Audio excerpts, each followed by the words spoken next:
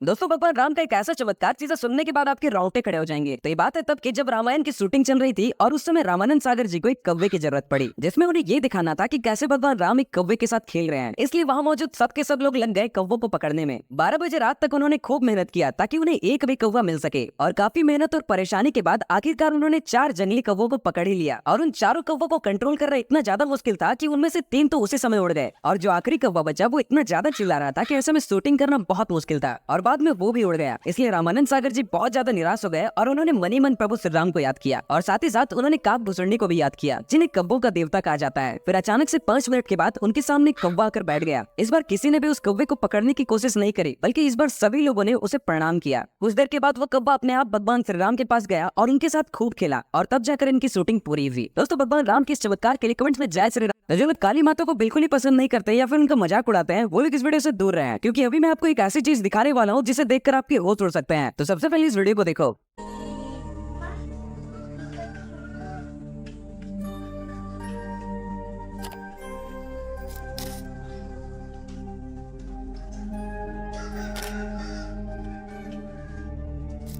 ये वीडियो आज से लगभग 9 साल पहले एक इंसान ने ली थी, जब वो ऐसे ही मंदिर गया हुआ था और अपना फोन निकालकर मंदिर की और वहाँ मौजूद बाकी मूर्तियों की वीडियोस ले रहा था। लेकिन जैसे ही वो इंसान काली माता की इस मूर्ति के पास गया, वैसे उसे कुछ अजीब फील हुआ। ऐसा लगा कि कुछ तो गड़बड़ है। और बाद में जब वो इंसान अपने घर पहुंचकर उस वीडियो को दोबारा देखा तो वो पूरी तरह से शॉक्ड हो गया, जिसमें ऐसा लग रहा है कि माँ की आंखें अपने आप ही उसकी तरफ देख रही है। अब आप इसे क्या बोलोगे? क्या ये फेक वीडियो या फिर माता का चमत्कार? दोस्तों, ये जिस घर को भी आप स्क्रीन पर देख रहे हो, ये है भगवान कृष्ण का 5000 साल पुराना घर, जहाँ पर उन्होंने अपना बचपन बिताया था। भगवान श्री कृष्ण का ये घर नंदगांव में नंदेश्वर पर्वत पर मौजूद है। जैसे ही आप इस भवन में घुसोगे, वैसे ही आपको 2 हव्वे दिखेंगे, जिन्हें उस वक्त दरवाजे पर इस वजह से रखा जाता था ताकि इनको देखकर बाल कृष्ण डर जाए और घर से बाहर न जाए। उस भवन के थोड़े और अंदर जाने पर आपको भगवान कृष्ण, बलराम, राधे व नंद बाबा समेत यशोदा माता की मूर्तियां मिलेंगी। ये भवन इतना ज्यादा पुराना है कि आज इसकी हालत एक खंडर के जैसी हो चुकी है। अब आप इस जगह को देखो, यहीं पर भगवान श्री कृष्ण और उनके दोस्त माखन चुरा कर खाया करते थे, और यहीं पर ऊपर मटकी लटकी होती थी। और ये वही रसोई घर है जहाँ पर माता यशोदा खाना पकाया करते थे। और ऊपर ये जो आप कालेपन देख रहे हो, ये धुएं की वजह से हुआ है। फिर आता है ये काल कोठरी। जब भगवान कृष्ण बच्चे थे तो उस वक्त जब वो बहुत ज्यादा शरारत करते थे, तब माता यशोदा उन्हें इस काल कोठरी में बांध देती थी, जिसके कुछ ही देर के बाद भगवान कृष्ण उस रस्से से मुक्त हो जाते थे और बाहर आ ही जाते थे। और दोस्तों, इसी जगह पर हजारों साल पुराना एक पेड़ भी है, जिसे बार बार काटे जाने के बाद भी वो उग ही जाता है।